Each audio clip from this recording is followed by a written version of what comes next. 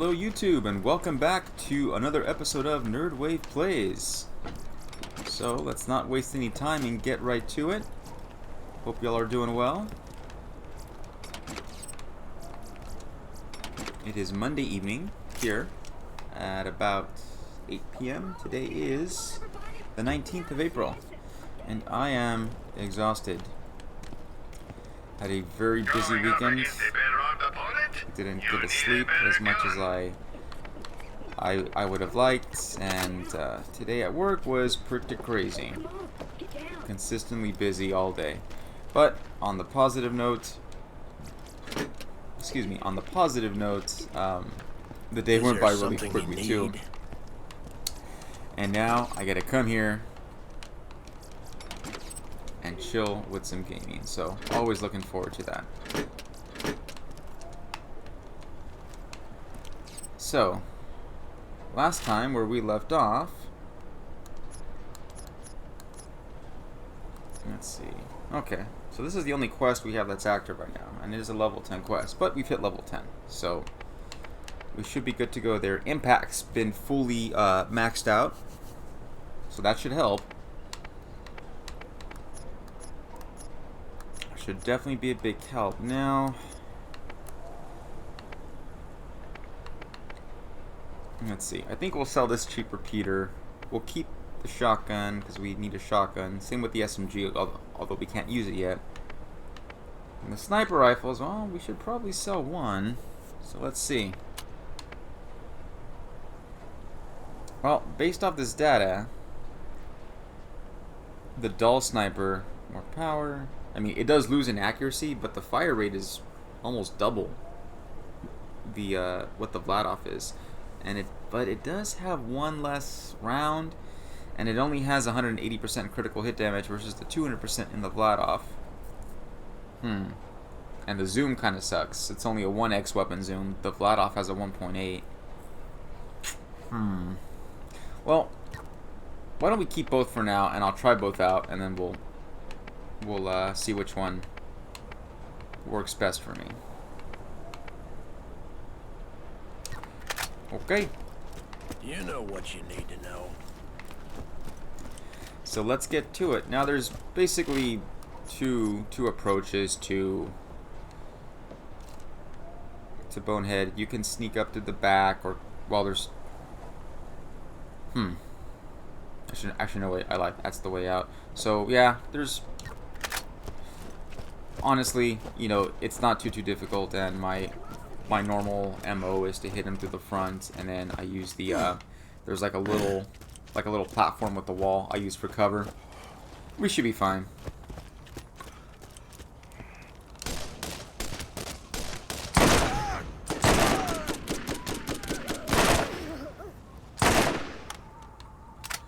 Boom.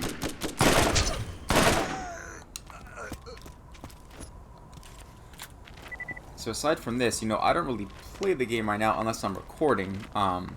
However, I'm also playing Resident Evil 2, the remake, on the Xbox One, and I kind of got back into Breath of the Wild again. I actually picked it up last year. Interesting to me. I picked up the game. Or I picked up the Switch Lite, rather, just before the coronavirus lockdown last March. So it was probably like early March. I went to my local GameStop. They happen to have one in stock. Let's see. You know what? Let's see if he gets close to these barrels. Then we'll nail him right here. Should be pretty awesome. Wait for it now. Okay, well, that kind of got his shield down a little bit.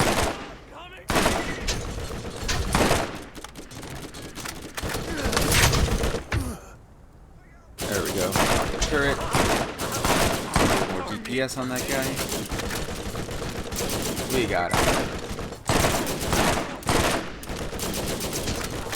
Anyway, so, yeah, I just happened to go,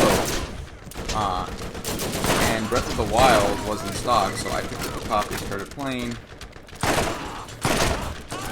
enjoyed it. But then I kind of deviated from that. I picked up some other games.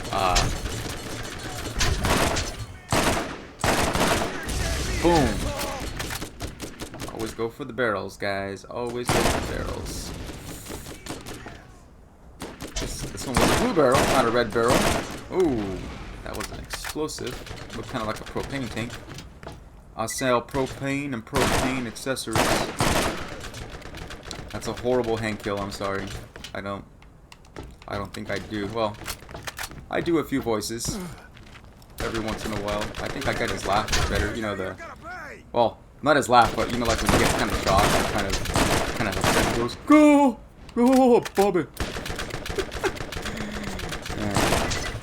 I never really appreciated the show as much as I did. Well, I mean, I watched it when I was younger, and then when it kind of became, I don't know, syndicated or, you know, originally it was on after The Simpsons, like on Sunday evenings.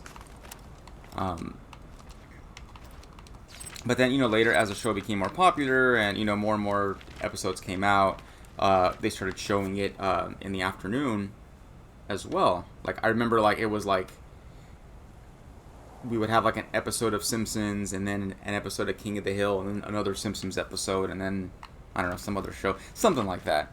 It was a long time ago. So I started watching it, and you know, at first it was just kind of more background noise. It's like, all right, you know, this is fine, you know, something to watch. I mean, I was definitely more of a Simpsons guy, but then, you know, I did come around to King of the Hill at some point. You know, it became more and more interesting. And then I guess, you know, now later in my adult years, I really grew to appreciate Hank Hill more and more. I just thought he was always kind of weird and kind of odd when I was younger, but I guess now, being an older guy, I'm like, I get it. I understand. Is it me who's out of touch? No, it's the children who are wrong, as Seymour Skinner would say. Anyway, so the Switch. We were talking about the Switch. The Switch Lite, actually, because they were out of Switches. They were out of the standard Switch, so I went with the Switch Lite. Plus, I kind of wanted more of a portable. I hadn't really owned.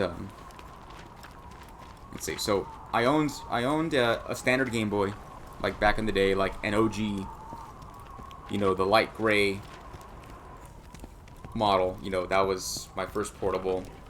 Didn't have too many games for it, but, you know, still enjoyed it. These guys the first time around. Maybe not. Maybe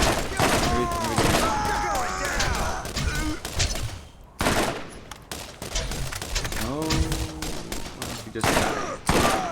There you go. So yeah, I got the I had the original Game Boy, and then later on, my brother would get an original Game Boy, but it was when they released the, you know, the limited series with the different colors. He got the see-through one, so you could see all the circuit boards and stuff. You know, really cool looking unit. You know what? We got to go actually out here to turn this in. So he had one of those. We never had the Game Boy Pocket. Didn't see, you know, aside from the more portability of it, we didn't really see too much of a point considering it pretty much played the same games. But my brother did end up getting a Game Boy Color along with Pokemon Yellow around the time that came out. So, alright, let's spawn. Now what color should we pick? Flamingo, because who doesn't like flamingos? Greetings, traveler. That right there is a beaut, man.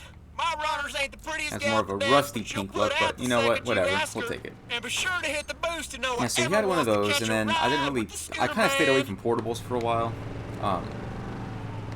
My brother ended up getting the. I think my parents bought him the Game Boy Advance when that came out. Then the Advance SP. He had one of those. I ended up getting. Oh, nice. 1,500 more XP. My girlfriend at the time, I must have been. gosh, I was a young guy. I was probably 20, 21 years old. That's not right. Let's get out of the turret. He ended up buying me a DSP.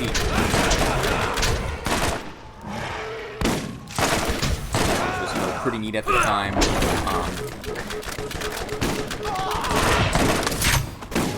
I didn't actually collect too many.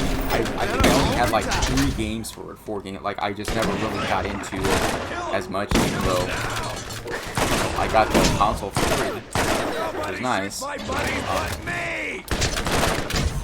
And what if I sold it? Like I let my brother use it for a long time, you know, so, you know, he ended up getting some more games for it. But if I recall, the only games I had Grand Theft Auto, Liberty City Stories. I had this Lord of the Rings game. It was like a turn-based strategy type of a game, and I can't remember. It wasn't like the one that was on the GameCube that was more of an RPG. This was more, I think this was more like turn-based strategy. Kind of like a Final Fantasy Tactics type of a game. And I also had Field Commander, which was similar to, if any of you have played Advance Wars on the Game Boy SP. One of my favorite games. Really fun. You know, really, really cool. Definitely worth checking out if you haven't played that. If you like strategy games. So yeah, I just never really cared for it. You know, it just kind of sat around there and collected dust. Again, I forgot if I sold it. I want to say I sold it. In fact, I'm pretty sure I sold it on eBay last year after cleaning out my closet, and my garage and stuff. I got something for you. But yeah, it just, I mean, it literally just sat there for years and years and years. So it's like, I'm not using it. I'm not going to use it. You know, might as well make a few bucks and get rid of it. So I had that, and that was my last portable for a while. So,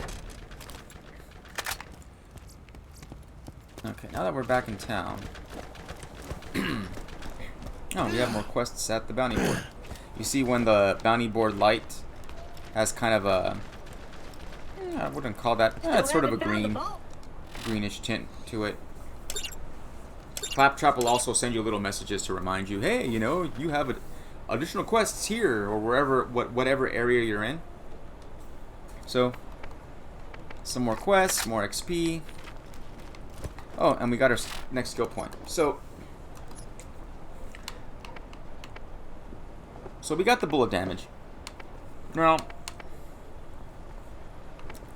in terms of defense, you know, I could go into, I mean, the Scorpio turret damage is nice, but my only argument against it is that the cooldown is so long that the extra damage I'm not going to get to utilize as much. I may get this later down the road. In fact, I probably will.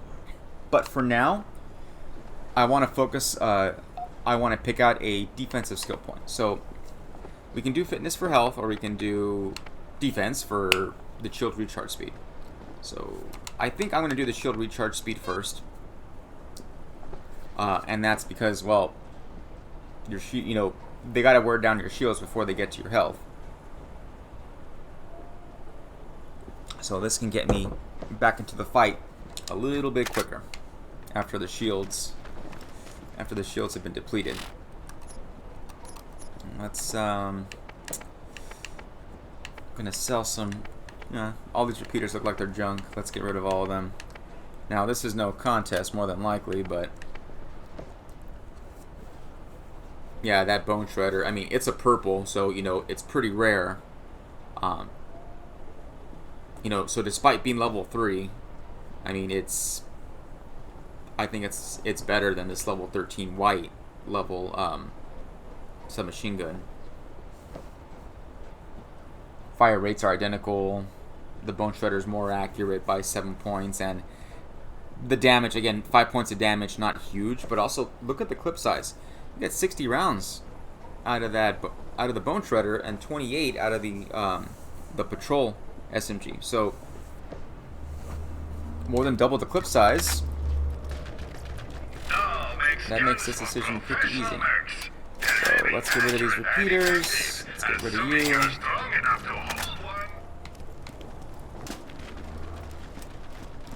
Okay. So that's done. That's done, that's done, that's done.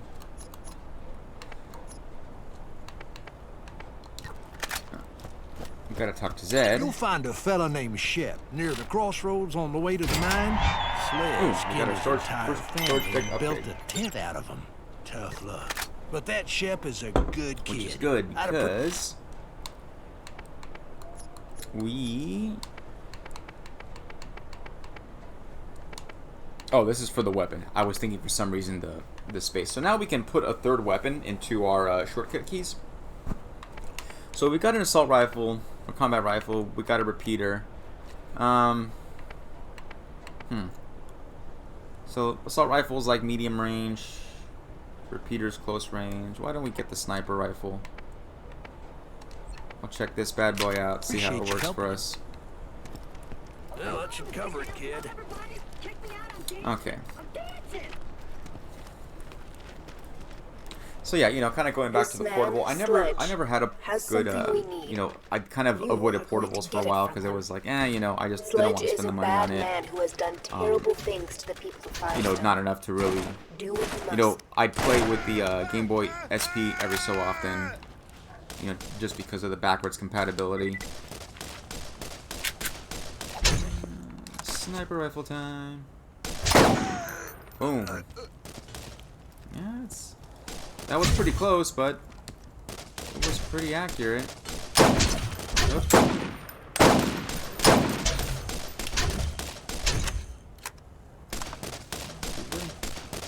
Stop getting close to me. There we go. There we go. Easy enough.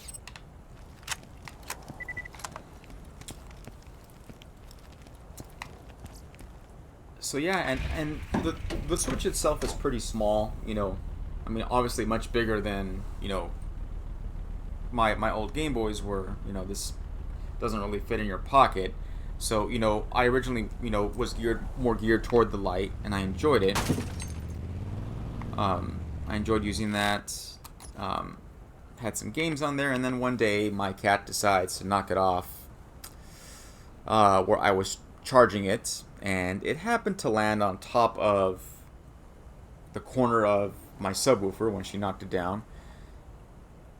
This ended up what was it? It was the joystick snapped off basically, and I tried super gluing it first. That didn't hold at all. Well, it held for a little bit, but it felt too stiff, and then it would snap. So I bought a replacement kit online. I think it was like 25 bucks, and you know, I was going through following the instructions to get that repaired. Unfortunately, it seems some of the screws inside, as I was taking it apart, like, it's as if the threading was stripped, so you couldn't take it out, basically, without snapping the circuit board. At that point, I was just so frustrated. I'm like, you know what? Let's just go let's just go replace it. And at that point, I'm like, you know what? I think I'm just gonna bite the bullet and buy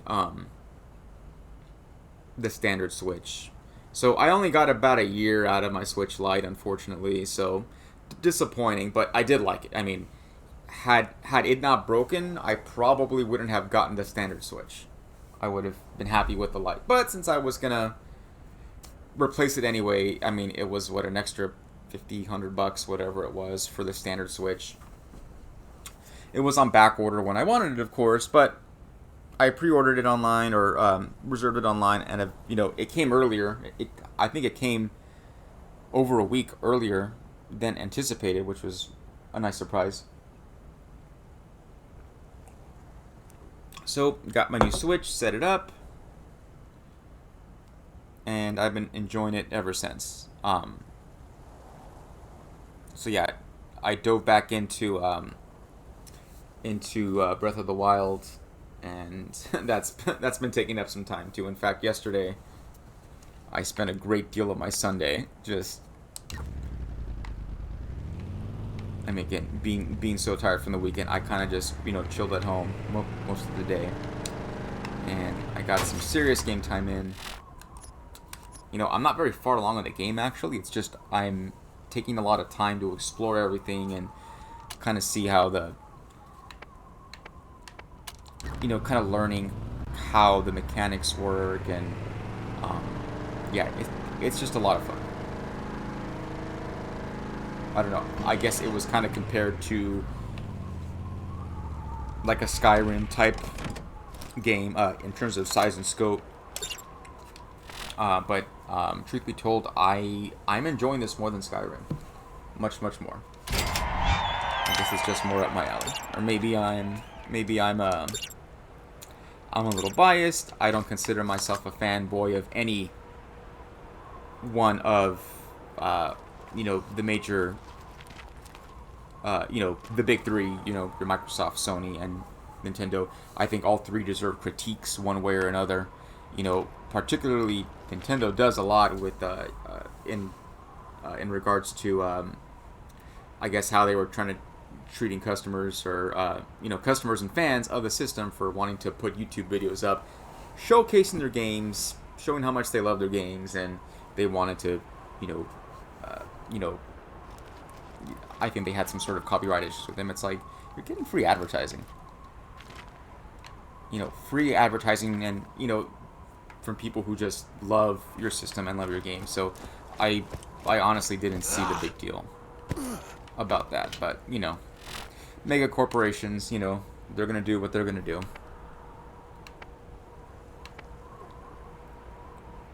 You know, I've owned every brand pretty much, you know, at least the major ones. Let's see here. Where are we gonna go first? I think get the flock out of here. That'll be the easiest one to do, and pretty close, actually.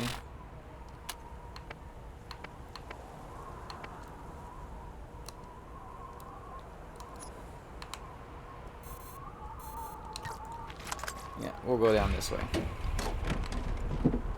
I owned an NES, you know, classic NES, Game Boy, then a Super NES.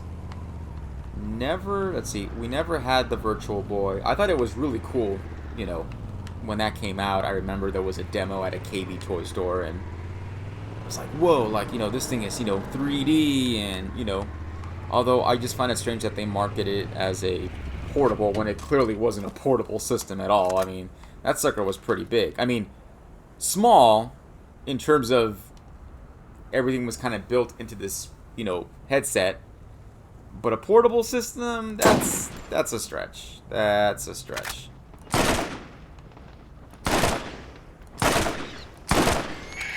I should have voted for that. Ah, that was a mistake.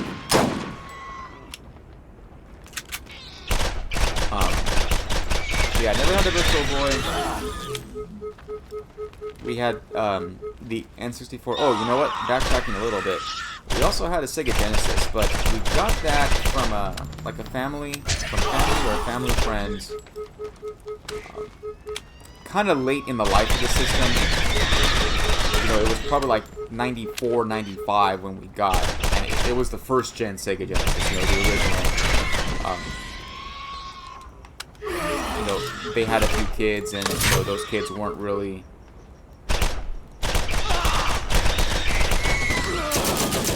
Man, I'm getting wrecked.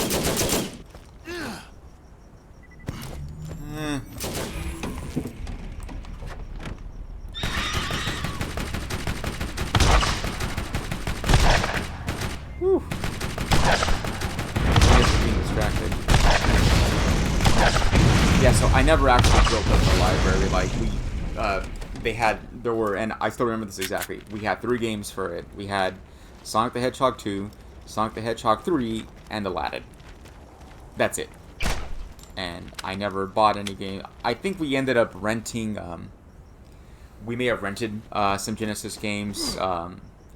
at Blockbuster. But again, by that time, you know, Sony PlayStation was already out, Sega Saturn was already out. You know, the abominations to the Sega, you know, the Sega CD and the 32X, you know, those abomination add-ons had already been released, so, you know, there wasn't a huge selection of Genesis games at the Blockbuster, but, you know, we may have rented a game here and there for it, but yeah, I never actually purchased anything. It just it was just there. And then we ended up giving that away. We gave away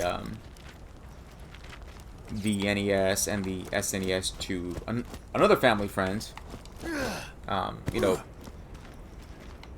she had some younger siblings, and they didn't really have a lot of toys or games to play with. So, you know, after we got our Nintendo 64, we ended up donating those to them, you know, with our whole library, because, you know, I guess at the time, I mean, it's not like I regret being charitable and nice, because, you know, it's, you know, it felt really good to, you know, to get to share with someone who was, you know, not as fortunate, you know, as I had been growing up. And I know they really appreciated that. So, I mean, that was a very good feeling. It was very satisfying. But, and then you see what, you know, how popular retro gaming has become right now, and, you know, it's getting harder and harder to find these consoles, and, you know, games just get lost and damaged and broken over time. So there's just going to be less and less and less out in the market. So the prices may just keep going up. So, while I do miss them for many reasons, I think I just have the nostalgia goggles on.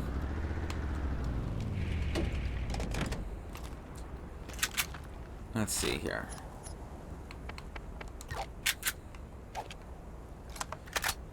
Let's reload.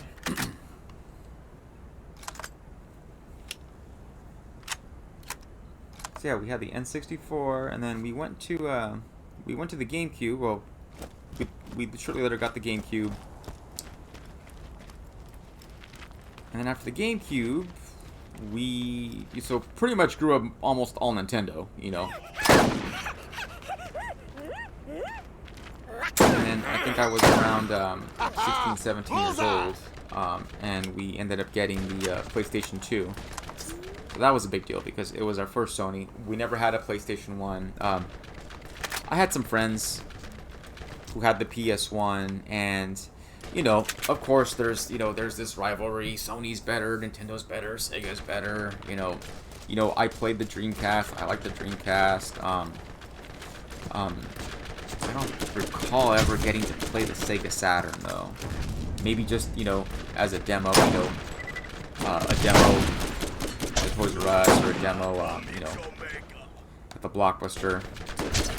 But I don't think I ever actually got to play a game on there. Someone's home. And well, so, you know, the PlayStation was so neat because, well, you know, you had discs, you know, instead of a cartridge. So you had, you know, a lot more data on these, you know, those early, you know, those CDs. You know, the CD-ROM, you know, could hold 700 or 800 megabytes of data, if I remember correctly.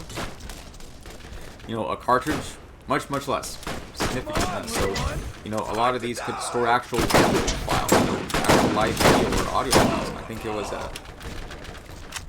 my buddy had a PlayStation, and he brought it over one day, and he had the Tony Hawk Pro Skater demo, the original Tony Hawk Pro Skater, and there was only one level you could play, and you could pick from like two skaters. I think it was Tony Hawk, and I don't remember who the other one was. I forgot if it was Chad Muska or I don't remember. But anyway, you could pick from two of them, but I mean, we just had so much fun playing, you know, even though it was only the demo. But there was live video in there, and, you know, and the music, the quality was incredible. It's like, wow, like, this is really cool. But loading times. Yep. Loading time was a very foreign concept to me. It's like, wait, why do these games have to load? Why can't you just boot it up and play?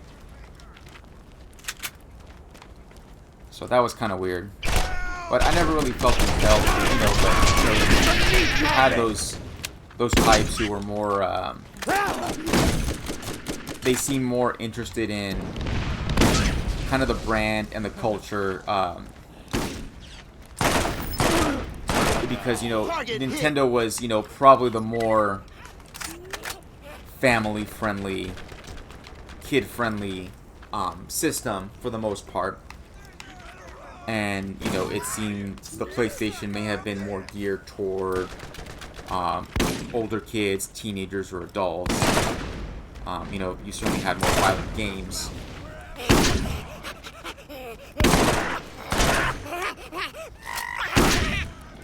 On there from what I remember. Not that the Nintendo didn't have any violent games of its own. You know, you had Doom 64, you had Turok, Dinosaur Hunter. You know, those were, you know, teen and mature, if memory serves.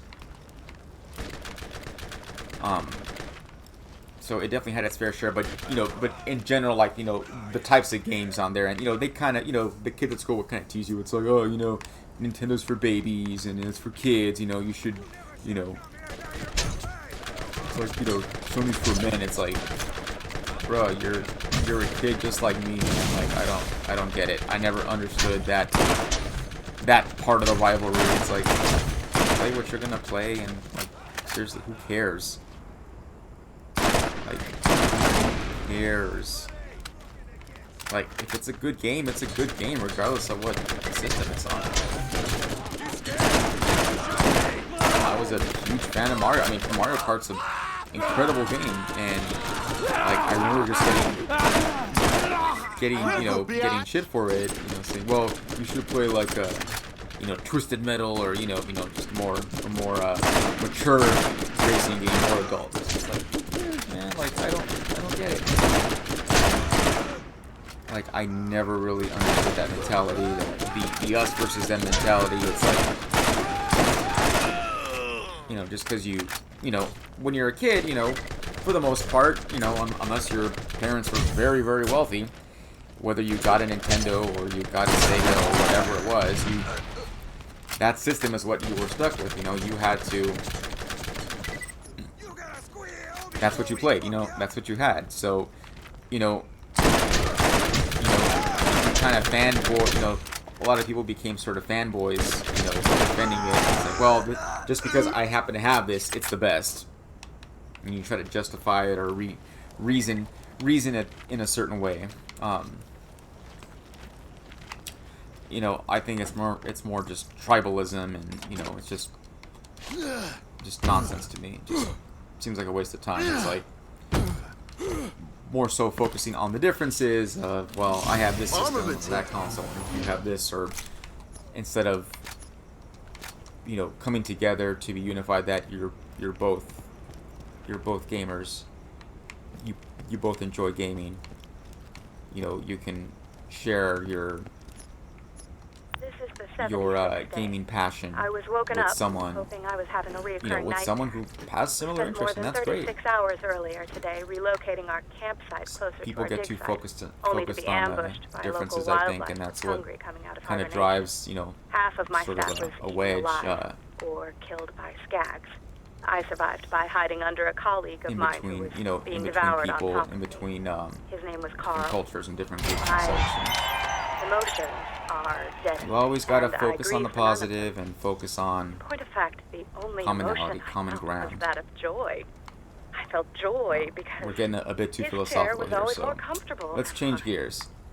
You I know, took this his probably could chair, have been a different video and on then its own. I I could have noticed just called the this a emissive ramblings glow video. on the rocks at the dig site.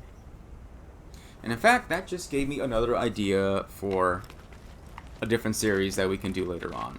Have a rambling series. Just pick a topic and go. That might be kind of fun.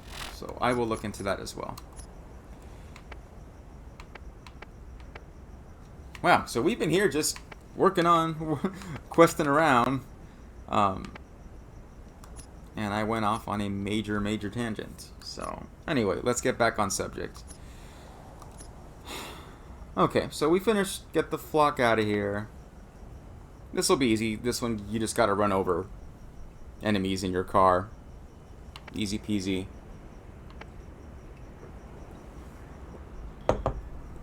Breaking wind should be pretty quick too. Now that we already pretty much, it looks like we kind of got rid of all the bandits in the area. Missions are available at the Firestone Bounty Board.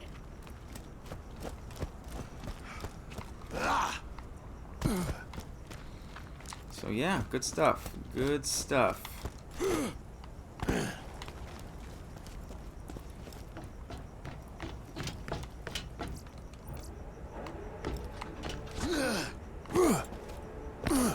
See what kind of interesting conversations talking about games can spark. There's a lot of content here. A lot of different ways we can go.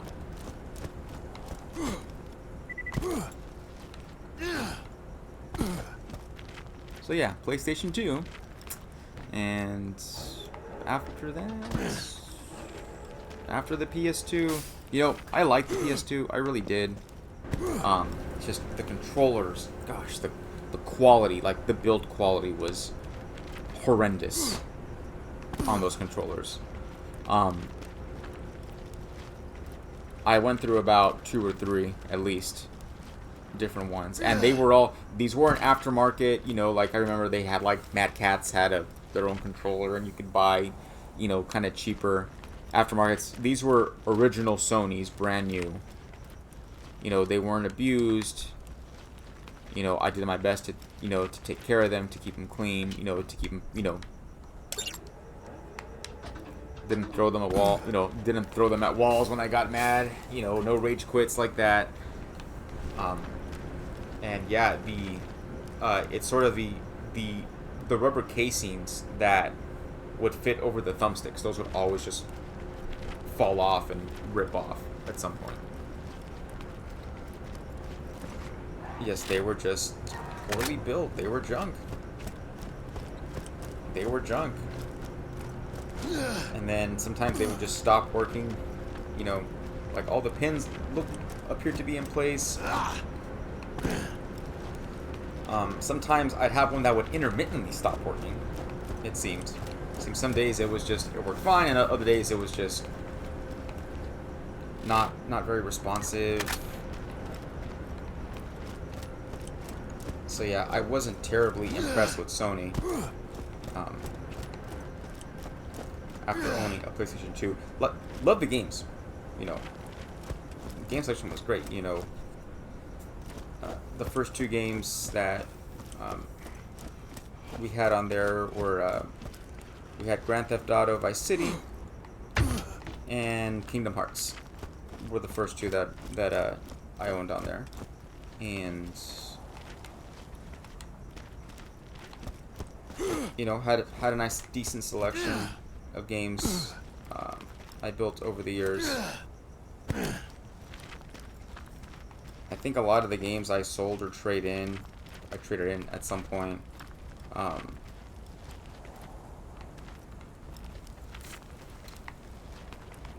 think we're all done here. You know what?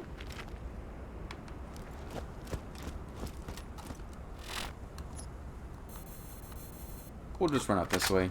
No big deal. Forgot where I parked. Oh well. Unfortunately, in the original one, it doesn't have the kind of the GPS tracker for the car. So when you look at your map on Borderlands 2, it'll tell you where you left your car. This one, no.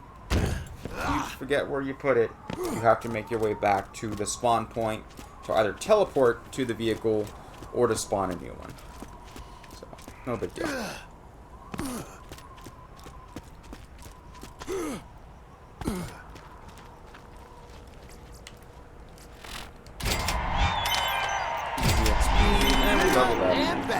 What do you know? We should go back to Firestone as well. Pick up that next quest.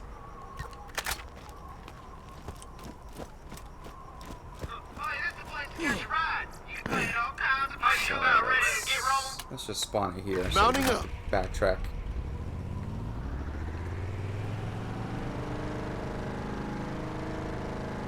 So yeah, after that, I ended up picking up an Xbox 360.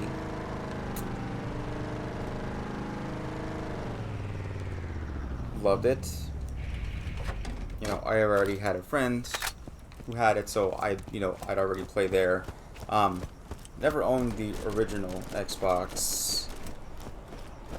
Had 360, and then kept that till we went to the one. Then my brother ended up picking up a few more. You know, he had the Nintendo Wii, the Wii U, and then I lost track. He did have a PlayStation 3. He had a PS3, I believe, and a PS4. But I went straight to the Xbox One. I prefer Microsoft over Sony. Sorry, Sony fanboys. No offense. I just prefer the Xbox. Now, granted, if finances allowing,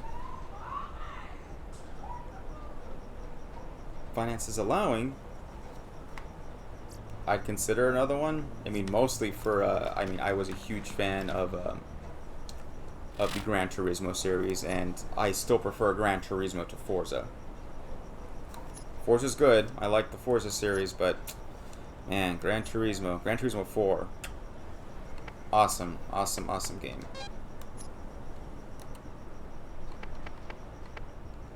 Okay, so we're running at about 41 minutes here, and we've got our next series of quests lined up.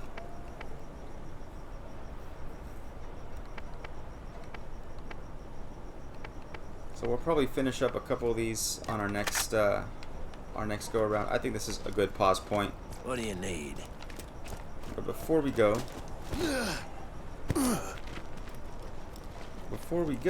let's go ahead and Can't ever be too rich, too good looking, or too well armed. stock up on some ammo.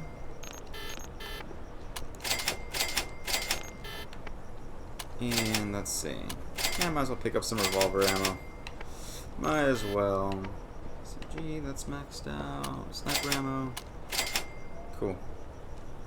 Alright, let's see if there's anything we should sell.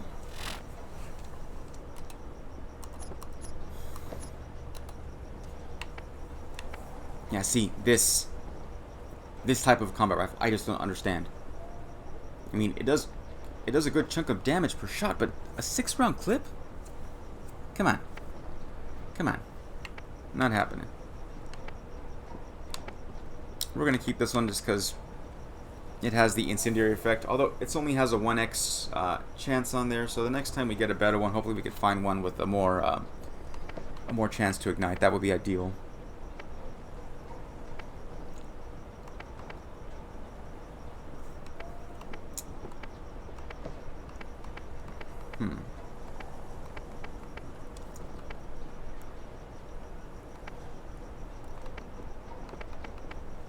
Yeah, and we'll sell those 3. So, a little bit of money. Beasties out there, and you'll be happy you bought from the rest. Sell the shotgun, sell the submachine gun. We'll keep the other sniper for now.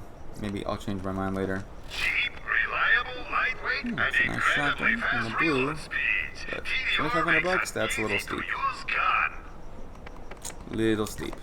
Anyway, okay, I think we'll wrap it up right here. Thank you all so much for joining in and listening to the rant. If you enjoyed the content, please like and subscribe. And I'm looking forward to catching you in the next one. Later days.